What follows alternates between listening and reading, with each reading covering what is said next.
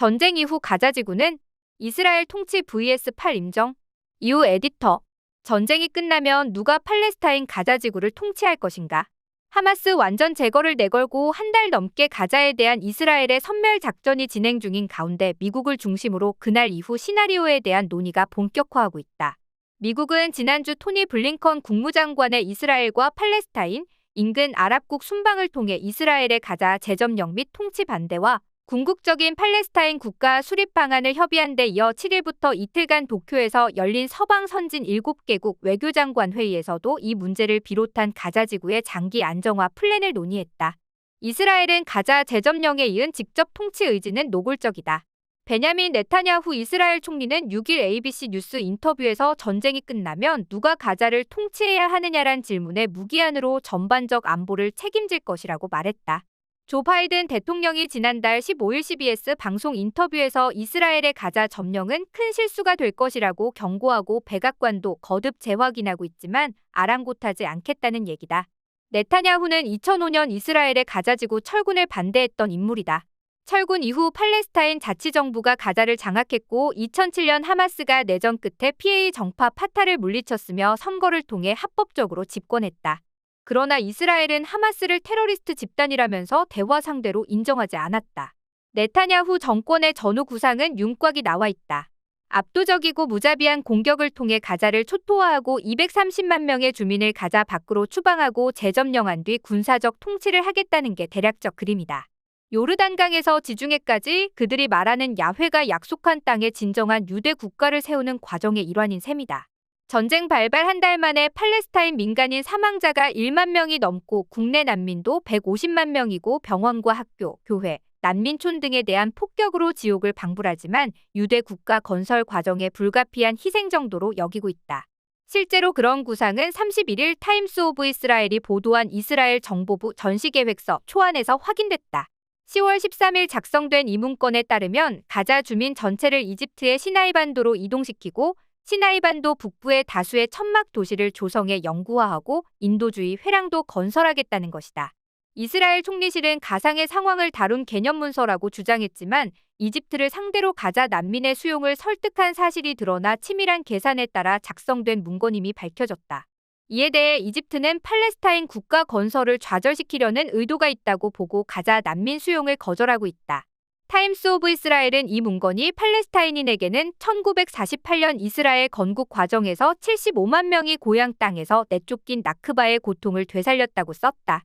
미국의 전후 구상은 이스라엘의 하마스 해체 이후 권력 공백이 생긴 가자 지구에 국제사회가 지지하는 다국적군을 파견하고 하마스를 배제한 팔레스타인 임시정부를 구성하며 과도기로 이웃 아랍국들의 공동 안보와 통치를 맡기고 유엔이 감독한다는 내용이다.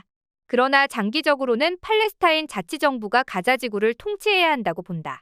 블링컨 장관은 31일 상원 청문회에서 다시 활성화한 효과적인 팔레스타인 자치정부가 통치권을 갖고 궁극적으로 가자 지구의 안보를 책임지는 게 가장 합당한 시점이 언젠가 있을 것이라고 말했다.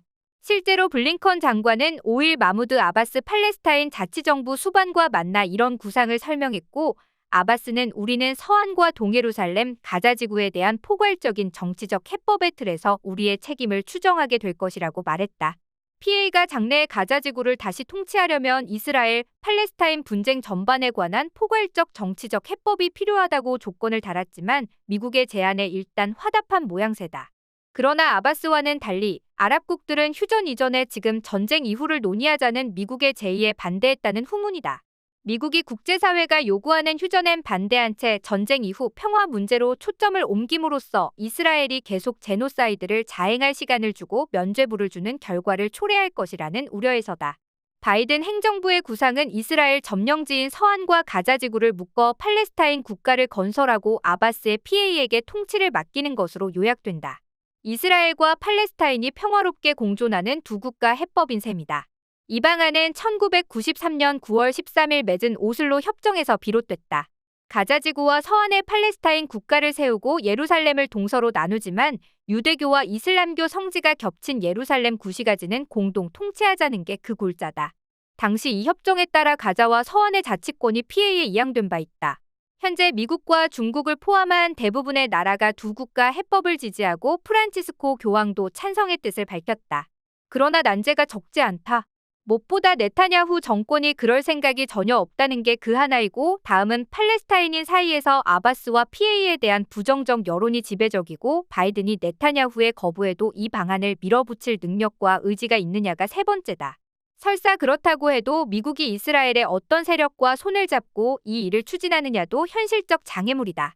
알자지라의 선임 정치 분석가인 마르완 비샤라는 7일 가자 이후의 중동에서 팍스 아메리카나란 소국이라는 제목의 기고에서 미국은 이스라엘 안에서 팔레스타인인에게 평화를 주는 대가로 불법적 정착촌 조성을 중단하고 점령 지역들에서 철수할 각오가 돼 있는 주요 정당은 고사하고 단 하나의 정당을 찾는데도 애를 먹을 것이라며, 단일 이스라엘 정부를 구성하고 의회의 절대 다수를 점한 파시스트와 광신자는 지금 팔레스타인인에게 국가를 내주는 게 아니라 그들을 내쫓을 새로운 길을 생각하고 있다고 말했다.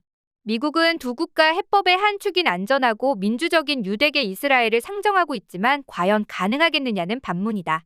현재 이스라엘에는 군부 쿠데타와 암살 위협에도 1960년 아프리카 식민지 점령 정책을 폐기했던 프랑스의 드골이나 흑백 인종차별 정책을 폐기해 1993년 노벨 평화상을 받은 남아프리카 공화국의 프레데릭 데 클레르크 대통령과 같은 인물을 찾을 수 없다는 게 그의 견해다.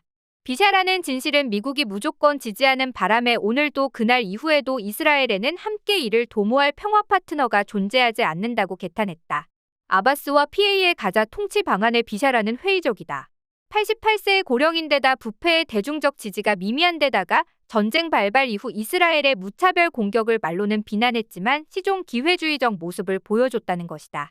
최근 서한지구에서 전쟁 반대 시위를 탄압하는 한편 이스라엘군의 기습 공격과 무장 정착민의 민간인 공격에는 시종 침묵한 점을 예로 들었다. 또한 그는 바이든 행정부를 맹목적으로 믿는 아바스는 이스라엘이 가자를 대량 학살할 때까지 조금만 더 서한지구를 별탈 없이 유지하면 하마스가 없는 가자를 통치할 수 있을 것으로 여긴다고 지적했다.